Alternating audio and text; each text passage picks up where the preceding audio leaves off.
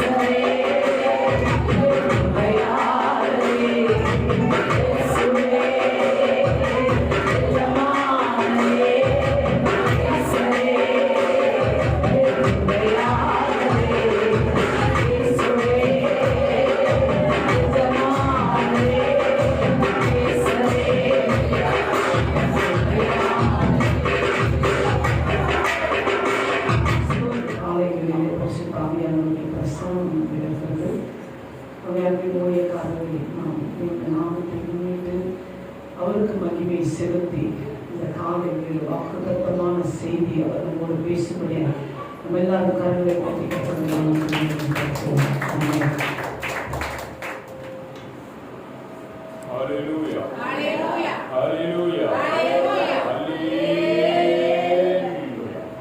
தேவனுக்கு பிரியமான நாளை கூட காண தேவன் தான் நம் ஒவ்வொருக்கும் திரும்பி செய்திருக்கிறார். கடந்த 4 மாதங்கள் வரை நம் தேவனாகிய கர்த்தர் நம் ஒவ்வொருவரின் கண்மணியோடு பாதுகாத்து வருகிறார். இந்த 5வது மாதத்திலே முதல் தேதியிலே அவருடைய சமூகத்திலே வீட்டிருக்கும்படியாய் தேவன் தான் நமக்கு திரும்பி செய்கிறார். கர்த்தர் பேசியிருக்கிறார்.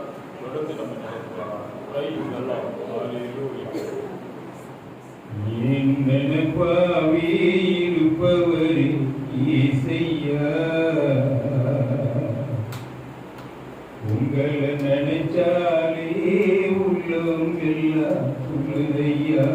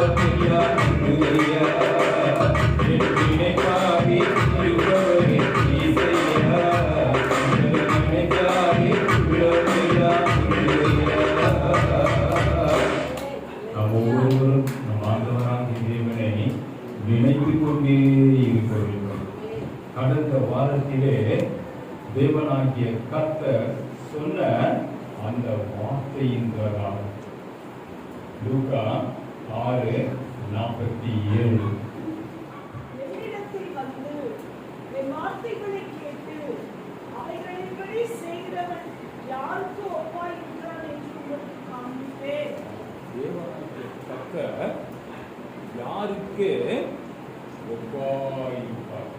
ஒவ்வொருவரும் நாம் அனைவரும் கூட என்னிடத்தில் தேவனிடத்தில் வந்து இன்று வந்திருக்கிற யாவரும் கூட அவர் வார்த்தையை கேட்டு அனைவரும் வந்திருக்க எதற்காக வந்திருக்கிறோம்?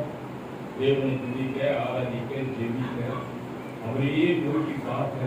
நம் தேவனாகிய கர்த்தர் எனக்கு ஏதாவது செய்வாரா, செஞ்சு ஆகணும் அப்படின்னு வந்திருக்கிற ஒவ்வொரு ஆத்மாக்களிலும் கூட தேவன் சொல்லுகிறார், என்னிடத்தில் வந்து என் வார்த்தைகளை கேட்டு. ஒரு வார்த்தையில தேவன் சொல்லுகிற பல வார்த்தைகளை கேட்டு அதை உணர்ந்து புரிந்து கொண்டு அப்படி சொல்லப்படுகிறது, அவைகளின்படி செய்கிறவன் யாருக்கு ஒப்பாய் இருக்கிறான் என்று உங்களுக்கு காண்பிப்பேன். அப்ப வந்த யாவரும் கூட என்ன பண்ணணும்? வந்து அமர்ந்து தேவன் சொல்லுகிற வார்த்தைகளை கேட்டு உணர்ந்து புரிந்து கொண்டு நிச்சயம் என் வாழ்க்கையில் இந்த வார்த்தைகளை அனுமதித்து அதன்படிதான் நான் செய்வேன். உதாரணத்துக்கு போயிட்டே இருக்கோம், இந்த பாதை அடைக்கப்பட்டது, வேறு பாதையில் செல்லும்படியாக உங்களை தாழ்மையுடன் கேட்டுக்கொள்கிறோம். அந்த போர்டு வச்சிருக்கு. என்ன பண்ணுவோம்? அந்த போர்டு எடுத்துட்டு போவோமா? அந்த போர்டு அண்டு நின்று என்ன பண்ணுவோம் அப்படின்னு பார்ப்போம். இந்த பக்கத்துல அதுக்கு ஒரு ஆரோ போட்டிருப்பாங்க, ஒரு ஆளை கூட போட்டிருப்பாங்க, அந்த பக்கமா போங்க. அப்ப இந்த பக்கம் போக வேண்டிய வழி தற்சமயம் அடைக்கப்பட்டிருக்குது. எப்போது திறப்பாங்கன்னு தெரியாது. ஆனா மாற்று பாதை ஒன்று போட்டு இருக்குது. அப்ப என்ன பண்றோம்? கேட்கிறோம், கவனிக்கிறோம். அதை நாம் சிரமமா இருந்தாலும் கூட எடுத்துக்கொண்டு மாற்று பாதையில் போனா என்ன ஆயிடும்? இந்த பக்கம் போனா ஒரு ஜஸ்ட் ஒரு 2 minutes பாஸ் ஆகலாம், அந்த பக்கம் போனா ஒரு 5 நிமிஷம் ஆகும், அவ்வளவுதான். மறுபடியும் அதே வழி என்ன பண்ணோம்? வேறு வழியில கொண்டு போய் இணைக்கும். இதேதான் நம்ம ஆண்டவருடைய வார்த்தையும் கூட. தேவனாகிய கர்த்தர் என்ன சொல்லுகிறார் என்பதை கேட்டு உணர்ந்து வந்த யாவரும் கூட அவர் சொல்லியபடி, அதான் சொல்லுவது, அவைகளின்படி செய்கிறவன் யாருக்கு ஒப்பாய் இருக்கிறான் என்று உங்களுக்கு காண்பிப்பேன். அதுக்கு உதாரணமா ஆழமாய் தோண்டு கற்பாறையின் மேல் அஸ்திவாரம் போட்டு வீடு கட்டுகிறவனுக்கு ஒப்பாய் இருக்கிறான். அப்படி ஒரு அஸ்திவாரம் நாம் ஒவ்வொருவரும் கிறிஸ்துவுக்குள் போடப்பட்டு இருக்க வேண்டும். அப்படி போடப்பட்டு இருக்கும் பொழுது என்ன பிரச்சனை வந்தாலும், பெருவெள்ளம் வந்து நீரோட்டம் அந்த வீட்டின் மேல் மோதியும் அதை அசைக்க கூடாமல் போயிட்டு, ஏனென்றால் அது கண்மலையிலே அஸ்திவாரம் போடப்பட்டு இருந்தது. தேவனாகிய கர்த்தரை நம்பி அவர் சொன்ன வார்த்தையின் பிரகாரம் நாம் செய்து கொண்டு வருகிறோம், நடந்து கொண்டு வருகிறோம். அந்த வார்த்தையிலே அதே நினைப்பை நினைத்து கொண்டு இருக்கிறோம். உதாரணம், அந்த வானத்தை போல உங்க மனசு தேவன் தான் படைத்தார். நாம் என்ன பண்றோம்? அதுக்கே ஒப்பிடுறோம். வானம் எங்க? அப்படியே நீ எங்க போனாலும் வானம் இருக்கும், பூமி இருக்கும். தேவனுடைய மனசு அதை காட்டிலும் பெருசு. தேவனுக்கு பிரியமான ஒவ்வொருவரும் உணரணும். கர்த்தர் ஜீவனுள்ள தேவன், அவர் சொல்படி கேட்டு நாம உணர வேண்டும். அடுத்தது பாருங்க, லூக்காவிலே அதே 6:43 வாசிப்போம். Praise the Lord. நல்ல மரமானது கெட்ட கனி கொடாது. நீங்க கவனிங்க. கெட்ட மரமானது நல்ல கனி கொடாது. அந்தந்த மரம் அதனது கனியினால் அறியப்படும். முட்செடிகளில் அத்தி பழங்களை பறிக்கிறதும் இல்லை, நெரிஞ்சில் செடியில் திராட்சை பழங்களை பறிக்கிறதும் இல்லை.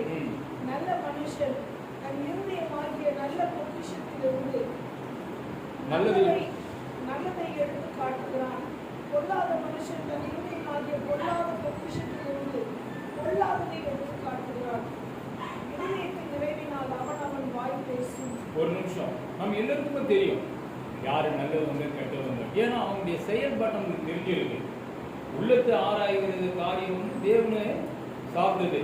ஆனா மேற்கொள்ளமா பார்க்கும் போது அப்படி பார்க்கணும், ஐயோ அம்மா அவனா அவளா அப்படின்னு அவனுடைய செயல்கள் பேசுகிற பேச்சை வைத்து அந்த குடும்பத்தை வைத்து அந்த குடும்பத்தில் உள்ளவர்களை வைத்து ஒவ்வொருத்தரும் விமர்சனம் பண்ணுவாங்க. அவங்க பரவாயில்ல, ஆனா இவங்களா ஐயோ ஏன் அவங்க நடவடிக்கை. அப்போ நல்ல மரம் நல்லதான் கொடுக்கும், கெட்ட மரம் கெட்டதான் கொடுக்கும். நல்லவர்கள் என்பது அவருடைய நடவடிக்கைகள், பேச்சு, பழக்க வழக்கங்கள், இவர்கள் எல்லாம் எப்படிதான் இருக்கும், ஒவ்வொருத்தரும் சார்ந்துதான் இருக்கும். நமக்கே புரியும். அதனால தான் அடிக்கடி நான் உதாரணம் சொல்லுவேன். ஒரு பெண் பார்க்க, ஒரு பிள்ளை பார்க்க, அந்த குடும்பத்தினுடைய பழக்க வழக்கங்கள், அவருடைய நடைமுறைகள் என்ன, அவருடைய வாழ்க்கை தரம் என்ன, இதையெல்லாம் கேட்டு உணர்ந்து மற்றொரு சில நேரங்களில் நாமே பார்த்து உணர்ந்து பக்கமா இருந்தாக்கா கொடுக்கலாமோ வானாமோ, அது ஆணும் பெண்ணும் அப்படிதான் தீர்மானிப்போம். ஆனா கிறிஸ்துவுக்குள் இருக்கப்படும் பொழுது எல்லாவற்ற காரியங்களும் தேவனிடத்திலே ஒப்பு கொடுத்து, அதுவரே நீங்க பாருங்க, உமக்கு இது சம்மதிக்குமானால், உமக்கு இது சம்மதமாய் இருக்குமானால் நாங்கள் அதை செய்ய எங்களுக்கு அனுமதித்தாலும் வாய்க்க செய்யும் உமக்கு அது சித்தமானால் ஆண்டவர்கிட்ட விட்டுறோம். கிறிஸ்துவரா இருக்கும்போது சில பேர் ஆண்டவர்கிட்ட சொல்லிட்ட இவங்க விருப்பப்படியே செய்வாங்க. அப்படி செய்யறது ஆண்டவர்கிட்ட ஒப்பு கொடுத்து தாமதமான பரவாயில்ல, இந்த நம்பிக்கை இருக்கணும். கர்த்தர் கொடுப்பார். சிலர் ஆண்டவருக்குள்ளே அப்படியே ஊறி போயிருப்பாங்க. நீங்கள் என்னிலும் என் வார்த்தை உங்களிடம் யோவான் 15:7 பிரகாரமா. அப்ப என்ன செய்வேன், அந்த உள்ளம் தேவனை சார்ந்து இருக்குங்க. அப்பா இந்த காரியம் செய்யலாம்னு இருந்தேன், உமக்கு பிரியமா இருந்தால் செய்ய அனுமதியை நான் செய்யலாம், சரிங்களா ஆண்டவரே அப்படின்னு சொல்லிட்டு செய்வாங்க. அப்ப என்னன்னா ஆண்டவருடைய சம்மதம் ஆவியானவர்களுக்கு கொடுக்கின்றபடியினாலே அதை சொல்லிட்டு செய்யறவங்க உண்டு. என்னுடைய அனுபவத்தில் நான் அப்படி சொல்லலாம். அது உண்மை. கர்த்தரை நாம் ஏற்றுக்கொண்டு இருப்பதினால, அவர் சொல்படி பெற்று நடப்பதினால நாம் செய்கிற ஒவ்வொரு காரியமும் ஆண்டவரிடத்திலே வைத்து இது தேவனுக்கு பிரியமான காரியம். நாமளே தீர்மானிக்கலாம். கர்த்தர் மூலமா ஆவியானவர் நமக்கு அனுமதிப்பார். எப்படி தாவீதுக்கு நாத்தான் தீர்க்கதரிசி சொல்லும்போது, நிஜமானே உங்களுடைய விருப்பத்தின்படி செய்யுங்க, கர்த்தர் உங்களோடு இருக்கிறார். அப்படிதான் ஆண்டவருக்கு இருக்க வேண்டும். யோசித்து பாருங்க, எல்லாத்தையும் ஒழுங்குத்தனமா செய்யணும், அந்த பயபக்தி இருக்கணும். இப்ப நிறைய பேருக்கு வரல. ஏன் வரலன்னா பல காரியம் சொல்லுவாங்க. நாம நிற்பதும் நிர்மூலம் ஆகாமல் இருக்கிறோம், அதனுடைய சுத்த கிருபை. அதனால்தான் ஜீவனோடு இருக்கிறோம். எத்தனையோ பேர் அவன் நினைக்கிறாங்க, நிறைய பேர் குற்றம் சொல்ற நினைக்கிறாங்க. இல்லைங்க, முதலாவது நம்மை படைத்தவரை உருவாக்கியவரை, நமக்கு ஜீவனை தந்தவரை, நம்மை கண்ணோக்கி பார்க்கிறவரை, நமக்கு எல்லாவற்றையும் செய்து முடித்தவரை, நம்முடைய பாவங்கள், மீறுதல்கள், அநியாயங்கள், அக்கிரமங்கள் எல்லாவற்றையும் அவரை சுமந்தாரே, அவரை நினைச்சு பார்க்கணுங்க. நன்றி விசுவாசம் உள்ளவர்கள், அதுதான் முக்கியம். அவர் ஆசீர்வதிக்கிறார். பரிசுத்தமுள்ள ஒரு தேவன் அவர் தன்னையே பாவமாக்கி கொண்டாரே இந்த உலகத்தில் ஒவ்வொரு ஜனங்களுக்காக.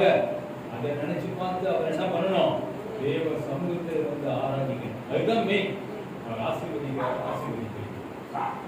எத்தனை பேர் நினைக்கிறாங்க, ஐயோ நீ காலையில் வர சொல்லிட்டாங்க, நான் 8 மணிக்கு போனேன், என்ன அவ்வளவுதான் வேலை போயிடுவான்.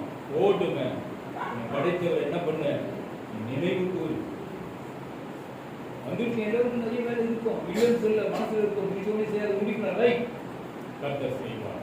அப்ப வந்த யாவரையும் கூட கர்த்தர் நோக்கி பார்க்கிறார்.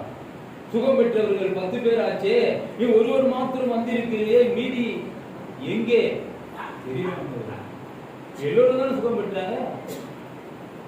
ஆண்டவர் எல்லோரும் தானே படைத்தார், எல்லோரும் தானே ஜீவ சுவாசத்தை கொடுத்தார், எல்லோருடைய பாவங்களை தானே அவர் சுமந்து கொண்டார், நம்மை விடுதலை ஆக்கினார். ஏன் மற்றவங்களுக்கு தெரியல? அநேக காரியங்கள் சரி சொல்லி முடிச்சிட்டாங்க, என்ன சாதிப்பாங்க? யார் சப்போர்ட் இருக்கும்? ஆண்டவருடைய சப்போர்ட் இருக்குமா?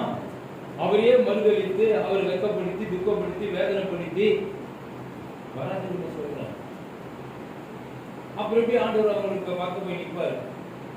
பரவாயில்ல, நீ 1ஆம் தேதி என்ன தேட வரல, ஆனாலும் அவங்க பக்கம் இருக்கிறது சொல்லுவாரா? யோசிச்சு பாருங்க. நாமளே நினைச்சு பார்க்கலாம். நம்முடைய சொந்தங்கள் நாம நடத்துகிற ஒரு முக்கியமான நிகழ்ச்சிக்கு நேற்று வரைக்கும் நம்ம கூட வந்துட்டு போனவங்க இன்னைக்கு அந்த நிகழ்ச்சியை கலந்துருந்தா எவ்வளவு வருத்தம் இருக்கும். யோசிச்சு பாருங்க. நேற்று வரைக்கும் வந்தாங்க, அடைய இருக்கட்டுங்க, நேற்று வரைக்கும் வந்தாங்க, பேசிட்டு போனேன், இன்னைக்கு காயில்ல நான் நடத்துறது விழாவில் ஃபங்க்ஷன்ல வரலையே. எத்தனை பேர் வருவோம்னு பார்த்தா வருவீங்க. வந்துருக்கு 20 பேர் தான் வராங்க. இன்னும் 30 பேர் எங்க? கேட்குமா கேட்க மாட்டோம். அந்த நிகழ்ச்சி நல்லா இருக்குமா? மனசு சம்மதமா இருக்குமா? அந்த நிகழ்ச்சியை நடத்துவர்களுக்கு மனப்பூர்வமா இருக்குமா? 30 பேர் வந்தவங்க செய்யறாங்களோ செய்யலையோ அந்த கூட்டம் வரணும். இங்க வந்து அந்த விழாவை என்ன பண்ணணும்? அப்படியே கூட்டம் நிறைந்து காணப்படணும்.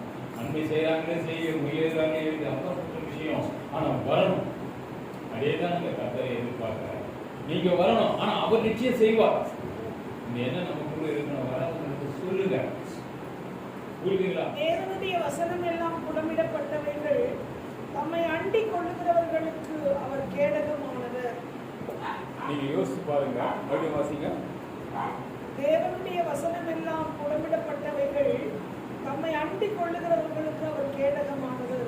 தேவனுடைய வசனம் எல்லாம் புடமிடப்பட்டு இருக்கிறது. பரிசோதித்து நிதானித்து அறிந்து தேவனாகிய கர்த்தருடைய பிள்ளைகளுக்கு நான் கொடுக்கும் வார்த்தை எப்படிப்பட்டது? புடமிடப்பட்டவைகள். அதனால தம்மை அண்டிக் கொள்ளுகிறவர்களுக்கு அவர் கேடகமானவர். வெயில் நிறைய காயுது, என்ன பண்ணுவோம்? வெளியே போயிட்டோம். வெறுமையா போறோம். என்ன பண்ண? பெண்களா இருந்தா என்ன பண்ண? முக்காடு போட்டுக்கோம். ஆண்கள் என்ன பண்ண முடியும்? ஒண்ணுமே செய்ய முடியாது. உண்மையே பெண்களை பார்த்து ஆண்கள் ஏன் புத்தி கேட்ட மாதிரி அனுபவம் இல்லாதவர்கள், புத்தி இல்லாதவர்கள். பெண்களோ புத்தியுள்ள ஸ்திரீ. நான் வீட்டை கட்டுக்கிறான். அது போயிட்டு தவிர என்ன பண்ணுவாங்க? தன் பிள்ளைகளுக்கு அந்த முந்தனைய அப்படியே மறைச்சு கொடுத்துருவாங்க. வெயில் வெயில் அதிகம். அப்ப என்ன பண்றோம்? ஏதோ ஒரு பாதுகாப்ப பண்ணிட்டு போற வெயிலுக்கு. அது போல இங்க தேவனாகிய கர்த்தரை அண்டிக் கொள்ளுகிறவர்களுக்கு அவர் கேடகமாயிருக்கிறார்.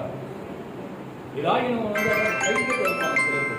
கையில் அடிப்பட கேடுகள் வைக்கும் போது தன் சரீரம் முழுவதும் என்ன பண்ணுவாங்க? அப்பெல்லாம் பார்த்தா மலபார் போலீஸ்னு பேர். இந்த மலபார் போலீஸ் பெரிய ஒரு கேடகம் வச்சிருக்காங்க. எது அடிச்சாலும் பட்டாலும் என்ன பண்ணாங்க? அது பிறநாள் செய்யப்பட்டிருக்கோம். எதுவும் இவங்க பாதிப்பு அப்படி வச்சுக்குவாங்க. முன்னாடி வச்சுக்கிட்டு அடிச்சாங்க. இன்னைக்கும் இருக்குது கேடகம். போர்ல நிறைய பேர் இரும்புல செய்யப்பட்டு, வெங்கலத்தில் செய்யப்பட்டு, வெள்ளியில செப்பு கல்லில் செய்யப்பட்டு அந்த கேடகம் இருக்கு. அந்த கேடகத்தை அப்படி தடுப்பாங்க. அந்த கட்டியில தேவனாகிய கர்த்தர் நம்ம அப்படியாய் அவர் செழிப்போமா? Praise the Lord. இந்த மாதத்தின் வாக்குத்தத்தம் நீதிமொழிகள் 30:5 பிரகாரம் நம் ஒவ்வொருவருக்கும் தேவனாகிய கர்த்தர் இருப்பார். Praise the Lord. காலை வேளையிலே எங்கள் வாழ்க்கையில் கேடகமாகிடும், பாதுகாவலராயிரும். இந்த மாதம் முழுவதும் எங்கள் வாழ்க்கை முழுவதும் இந்த வார்த்தை எங்களுக்கு அப்போ போதுமானதாக இருக்கட்டும். நம்மளுடைய அண்டிக் கொள்ளுகிறோம்ப்பா, அண்டிக் கொள்ளுகிறோம்ப்பா, நம்ம அண்டிக் கொள்ளுகிறோம்ப்பா, அண்டிக் கொண்டு உண்மையே நாங்கள் கேடகமாய் பெற்றுக்கொள்ளுகிறோம். ஆண்டவரே, உண்மையே நாங்கள் கேடகமாய் பெற்றுக்கொள்கிறோம். இந்த வார்த்தையின்படி, வசனத்தின்படி ஐயா நாங்கள் அண்டிக் கொண்டு எப்பொழுதும் ஆண்டவரே, எப்பொழுதும் ஆண்டவரே உண்மை அண்டிக் கொண்டு இருக்க எங்களுக்கு ஒரு விஷயம் உள்ளவருடைய கரத்தில் எதுவுமே மாதம் முழுவதையும் ஒப்புக் கொடுக்கிறோம். வந்திருக்கிற ஒவ்வொரு பிள்ளைகளையும் ஒப்புக் கொடுக்கிறோம். ஒவ்வொருடைய ஏக்கங்கள், விருப்பங்கள், விண்ணப்பங்கள், வேண்டுதல்கள் எல்லாவற்றையும் அருளி செய்கிற தெய்வ கரங்களில் எங்களை தாழ்த்தி அர்ப்பணிக்கிறோம். பொறுப்பெடுத்துக் கொள்ளும், கிருபையாய் நடத்தும், வெலனாய் நடத்தும், ஆசீர்வாதமாய் நடத்தும். அப்பா தகப்பனே அனுகூலமாய் இரும். அப்பா உங்களுடைய பாதுகாப்புக்குள்ளே எங்களை வைத்து ஒவ்வொருவருக்கும் தீங்கு அதனாதபடிக்கு கர்த்தர் ஆசீர்வாதமாய் நடத்தி தருவதையாய் நாங்கள் சொல்லிக்கிறோம். ஜெபத்தில் இருக்கிற ஒவ்வொரு பிள்ளைகளுமே கிருபையுள்ள கரம் தாங்கட்டும், உணர்த்து நடத்தும், பலப்படுத்தும். இயேசுவின் மூலம் தாமே.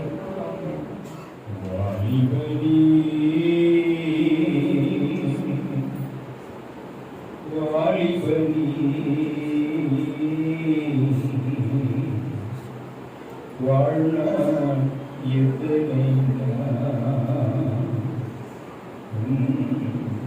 வாழ்நாள் எத்தனை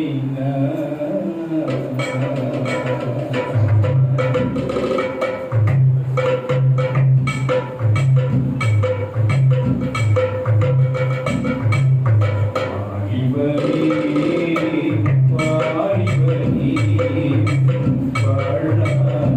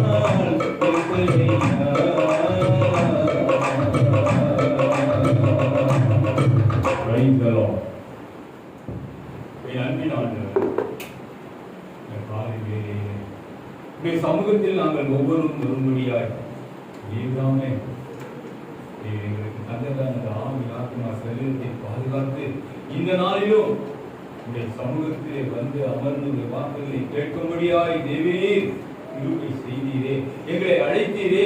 உமக்கு நன்றி நன்றி நன்றி நன்றி நன்றி ராஜா. உங்களுடைய அன்புக்கு ஈடு எதுவுமே இல்லையப்பா. காலை வேலையில வார்த்தைகளுக்கு நன்றி ஆகிறது. இந்த நாளில் உங்கள் பிள்ளைகளை கிடைக்கும் அவர்களும் உங்களை கனப்படுத்தி இந்த நாளிலே கொடுத்த அன்பின் காணிக்கை நிமித்தமும் நன்மையை சுகத்தை பலத்தை ஆணுகளை பெற்றுக்கொள்ளட்டும். ஒவ்வொருவரையும் ஆசீர்வதியும் தாங்கும் கடவுளுக்கு வேலி அடையலாம். எங்களை காற்றுடைய திருவிழால் முடிவதற்கு தொடர்ந்து நடத்தும். இந்த மாநிலம் முழுவதும் இந்த திருவிழால் நாங்கள் ஒவ்வொருவரும் பெயர் பெயராய் குடும்பமாய் நிலைத்திருக்க வேண்டும். எங்களை லட்சியம் ஆசிரியர்களை சந்தியும் எல்லா துணிகளையும் யாரும் ஒருவருக்கு செலுத்துகிறோம் என்று கொள்ளும் என்று நீங்கள் நல்லதாகவே ஆமே ஆமே ஆமே. என் ஆத்மாவை கத்தரை ஸ்தோத்திரி, என் உருவங்களை அவர் பரிசுத்த நாமத்தை ஸ்தோத்திரி, என் ஆத்மாவை கத்தரை ஸ்தோத்திரி, அவர் செய்த சகலவற்றையும் மறவாதே. ஆமே. கண்டு கர்த்தாவே இன்றும் இன்றும் கூடி வந்திருக்கின்ற அனைவரோடு என்றென்றும் இருப்பதாக. ஆமென். ஹல்லேலூயா ஹல்லேலூயா ஹல்லேலூயா. தேவனுக்கு பிரியமான கர்த்தர் ஒவ்வொருவரையும் திடப்படுத்தி பலப்படுத்தி பாதுகாத்து ரட்சித்து ஆசீர்வதிப்பாராக. கர்த்தருக்கே மகிமை உண்டாவதாக. ஜெபிச்சேன்னா வாங்க, கர்த்தர் தொடர்ந்து நடத்துவாராக. Praise the Lord.